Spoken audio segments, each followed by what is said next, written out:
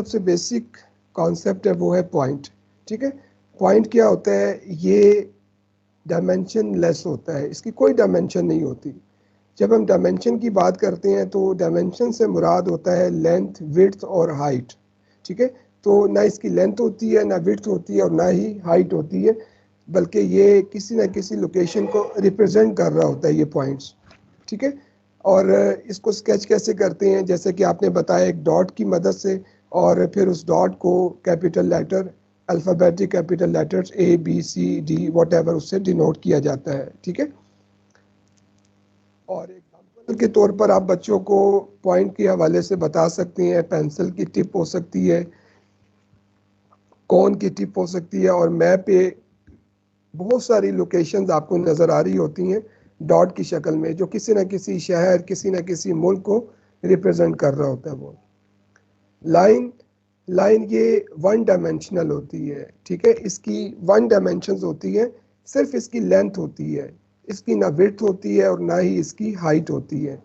और लाइन के बारे में ये भी है कि ये दोनों तरफ से एंडलेस होती है।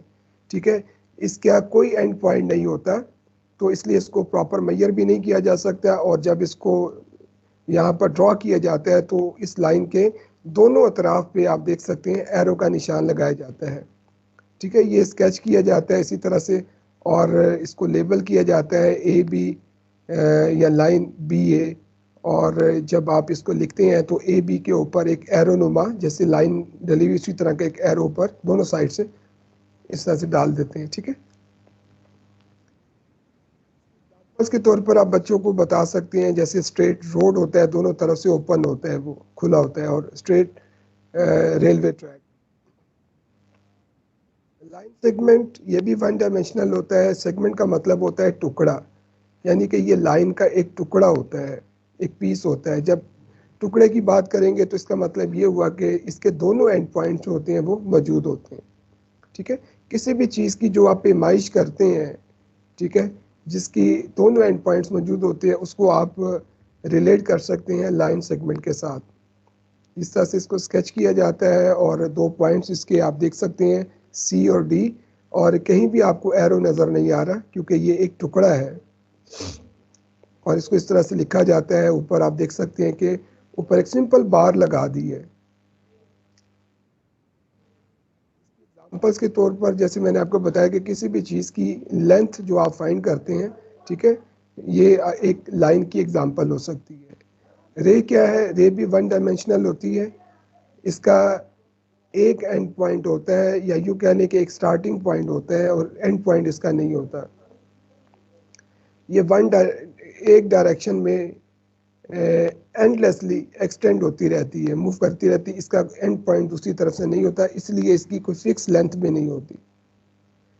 यहाँ पर इसकी ड्राइंग में दे सकते हैं कि इसकी एक तरफ आपको एरो नज़र आ रहा होगा, ठीक है, और इसको हम ए बी पढ़ेंगे, बी ए नहीं पढ़ेंगे, क्योंकि इसका स्टार्टिंग पॉइंट ए है, ए से ये स्टार्ट हो रहा है, तो इसको हम ए बी पढ़ेंगे। और इसके ऊपर आपने देखा है कि एक रेनुमाई ऊपर ए बी के ऊपर एक एरो लगा दिया है। एग्जाम्पल्स के तौर पर आप गाइड कर सकते हैं सन रेज, टॉर्च रेज। ये कुछ राइडर्स हैं जो क्लास में बच्चों से आप शेयर कर सकते हैं एक्टिविटीज़ की सूरत में। जैसे मैं बच्चों को बताता हूँ कि जी बताइए मैं कौन हूँ। फ़र्ज़ करें कि मैं उन्हें कहता हूँ कि जी ना मेरी लेंथ है, ना मेरी हाइट है और ना ही मेरी विड्थ है, तो बताएं मैं कौन हूँ। ठीक है, तो फिर बच्चे बताएंगे कि आप एक पॉइंट हैं। तो इसी तरह से हम मुख्तलिफ बच्चों को मुख्तलिफ चीज़ों की डेफिनेशन के बारे में उनको बता के, किसी को कहें कि जी आप लाइन हो, किसी को कहें लाइन सेगमेंट हो, कोई रे है, कोई कुछ है। तो इस तरह से एक तो डेफिनेशन उनको याद हो जाएगी, और दूसरा ये कि वो उस डेफिनेशन की जो खसूसियात है वो अपने ऊपर तारी करके वो रिप्रेजेंट करेंगे उस चीज़ को, तो वो अच्छे तरीके से इसको याद रख सकते हैं।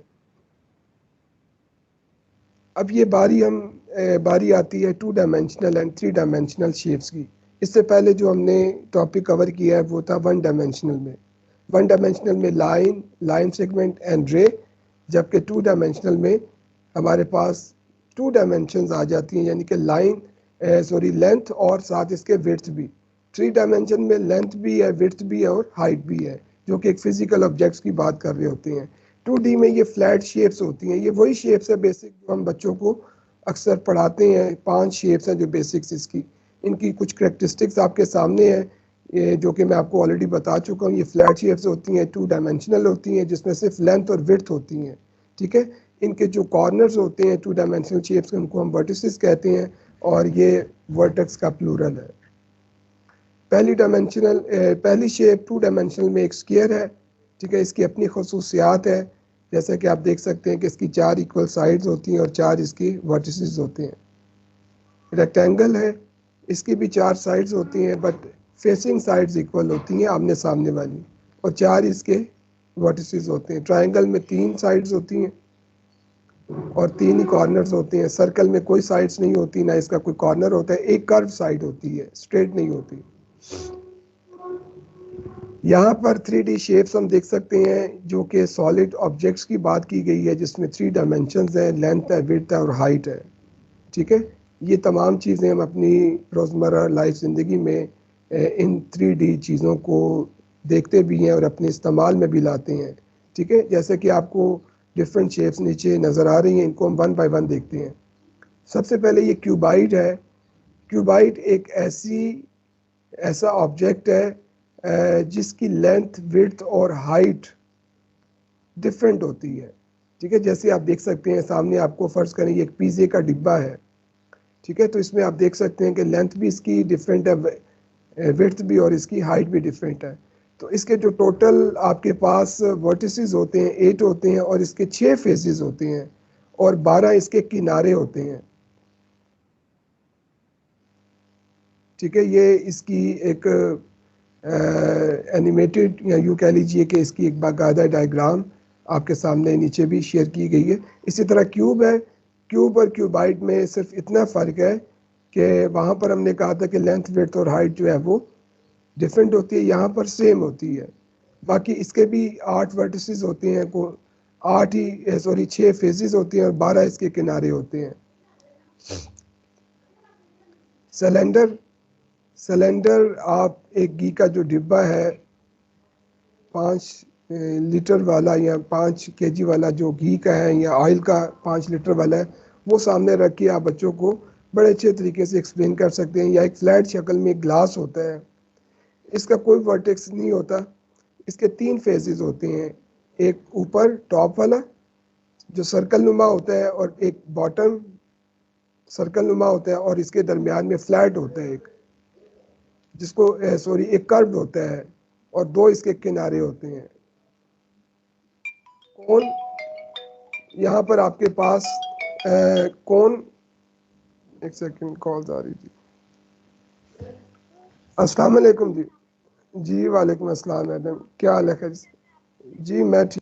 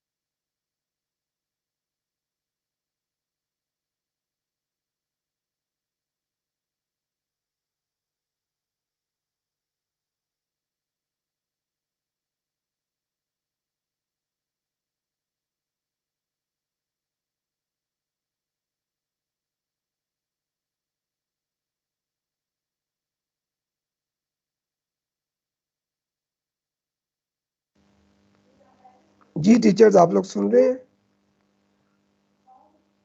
जी सर। जी सर। अच्छा जी, यहाँ पर हम बात कर रहे हैं कौन की। कौन जो है वो एक शेप आप जैसे जानते हैं कोन को, एक इसकी फ्लैट शेप होती है, सर्कल फॉर्म में होता है ऊपर से, ठीक है, और दूसरा जो होता है वो इसकी कर्व शेप होती है, और एक ही इसका वर्टेक्स होता है। सफ़ियर को आप रिलेट कर सकते हैं बॉल के साथ, जैसे बॉल बिल्कुल गोल होती है, तो सफ़ियर भी जो है वो एक गोल शक्ल में आप इसको देख सकते हैं। जैसे कि कुछ चीज़ें आपको नज़र भी आ रही, फ्रूट्स भी नज़र आ रहे हैं, इसके एक कर्व सरफेस होती है, इसका कोई कॉर्नर नहीं होता, कोई किनारा नहीं होता इसका। अच्छा, ये आगे कुछ एक्टिविटीज़ वगैरह मेरा ख्याल है इस हवाले से ये बताई गई हैं, दी गई हैं, जो आप इनको कर सकते हैं। यहाँ पर स्ट्रेट लाइन और कर्व लाइन के मुतालिक जो है वो थोड़ा गाइड किया गया है। स्ट्रेट लाइन ऐसी लाइन जो बिल्कुल सीधी होती है, कर्व में ज़ाहिर है वो कर्व होती हैं, ठीक है, वो सीधी नहीं होती। जैसे कि मैं इसकी मिसाल आपको कुछ ये सामने भी आपको नज़र आ रही है। इसकी एक एग्जांपल मैं आपको ऐसे भी दे सकता हूँ कि जैसे छत पे जैसे कपड़े फैलाने के लिए एक रस्सा बांधा जाता है ना, रस्सी बांधी जाती है, तो जब वो कपड़े फैलाए नहीं होते तो बिल्कुल वो स्ट्रेट होती है। जैसे ही उस पर कपड़े डाल दिए जाते हैं तो वो एक कर्व सी शेप बन जाती है ना, इससे कर्व सी शेप आ जाती है। ये क्लास में इसका एक्सपेरिमेंट भी आप करवा सकते हैं। बिल्कुल दो बच्चों को बुला के रस्सा पकड़ा दें, उन्हें ज़ोर से खींचें, तो वो जो खींचेंगे तो बिल्कुल वो स्ट्रेट लाइन बन जाएगी, और अगर वो थोड़ा सा भी ढीला करेंगे तो वो एक कर्व शेप बन जाएगी। अच्छा, ये सर्कल्स की कुछ एलिमेंट्स को बताया गया है कि यहाँ पर सर्कल को आप इस तरह से डिफाइन कर सकते हैं कि एक किला ठोक दें, एक किला जैसे होता है ना, जैसे आपको ये नज़र आ रहा है किला है, ठीक है, और एक रस्से के साथ जो है वो एक बच्चा जो है वो उस किले के गिर्द ऐसे घूमेगा। तो जब वो इस किले के गिर्द घूमेगा तो वो किस तरह से इस किले के गिर्द घूमेगा, वो टेढ़ा मेढ़ा होगा या गोल गोल होगा, वो गोल गोल होगा वो, ठीक है।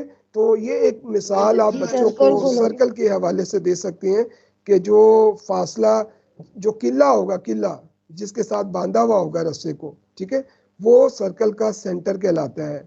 और जिस रस्से के साथ एक एक सिरा रस्से का किले के साथ बंधा हुआ है और दूसरा हिस्सा जो है वो उस लड़के ने खुद पकड़ा हुआ है, तो ये जो रस्से की लंबाई है ये रेडियस कहलाता है, ये रेडियस बन गया। और अब ये जो लेके इसको गोल गोल घूम रहे हैं ना, इसको पूरा एक चक्कर काट रहे हैं, तो ये एक सर्कल बन गया। तो ये जो पूरा जो गोल गोल घूम रहा है इसको हम कहते हैं सरकमफ्रेंसिस। ये इसकी बाउंड्री होती है, इसको हम सरकमफ्रेंसिस बोलते हैं। इसके अलावा हम ये भी देखते हैं कि अगर दो कोई सी पॉइंट्स हो, इनको आपस में अगर मिला दिया जाए तो एक लाइन बन जाती है, ठीक है, इस लाइन को हम कार्ड बोलते हैं। और अगर यही कार्ड सेंटर से पास करेगा तो उसको हम कहेंगे ये डायमीटर है। या यूँ कह लें कि ऐसी लाइन जो सर्कल को दो बराबर हिस्सों में डिवाइड करे, ठीक है, जो लाइन सर्कल को दो बराबर हिस्सों में डिवाइड करती है उसको हम डायमीटर बोलते हैं। ये सर्कमफ्रेंसिस का मैंने आपको अभी बता दिया कि जो पूरा एक राउंड लिया जाएगा, जो फासला कवर करेगा एक पूरे राउंड में, उसको हम उसका सर्कमफ्रेंसिस कहेंगे। एंगल क्या होते हैं? एंगल आप देख सकते हैं कि दो रेस के दरमियान जो गोलाई में एक उसका जो गैप होता है, ठीक है, वो एंगल कहलाता है, जो गोल गोल गोल घूमते हैं। अब आप देखिए एक सर्कल है, तो उस सर्कल में टोटल कितने डिग्रीज होते हैं? एक पूरे सर्कल में 360 डिग्रीज होते हैं, ठीक है। और अगर मैं उसको हाफ कर दूं तो वो बन जाएगा 180 डिग्री। तो 180 डिग्रीज का जो एंगल होता है उसको हम स्ट्रेट एंगल कहते हैं, स्ट्रेट। और अगर 180 को भी मैं हाफ कर दूं तो वो बन जाएगा 90 डिग्री। तो 90 डिग्री को राइट एंगल या कायमा जाविया कहते हैं, ठीक है। और अगर कायमा जाविया से कोई छोटा एंगल होगा, यानी कि राइट से छोटा होगा, उसको हम ऑब्ट्यूज कहेंगे। और अगर कायमा से जो बड़ा होगा उसको हम, जितना भी है 45 हो 60 हो, लेकिन 90 से छोटा हो, वो एक्यूट एंगल है। और जो 90 से बड़ा होगा उसको हम ऑब्ट्यूज एंगल कहेंगे। एरिया क्या होता है जी? क्लासरूम्स के अंदर जहाँ बच्चे बैठे हुए होते हैं, बेंचेस पड़े हुए होते हैं और सामान पड़ा हुआ होता है, ठीक है, और जो चार दीवारी के अंदर जो कुछ भी होता है, ठीक है, अंदर वाली साइड में, इनसाइड उस बाउंड्री के इन अंदर वाली जगह पे जो भी जगह होती है उसको हम एरिया बोलते हैं। और वो जो बाउंड्रीज होती है कमरे की, चार दीवारी होती है, उसको हम पैरामीटर बोलते हैं। यहाँ पर एक एग्जांपल ली गई है लॉन की सूरत में। जैसे कोई एक लॉन है, उसकी लेंथ 5 मीटर और विड्थ इसकी 3 मीटर है, तो इसका पैरामीटर और यहाँ पर एरिया कैलकुलेट किया गया है बाय यूजिंग फार्मूला।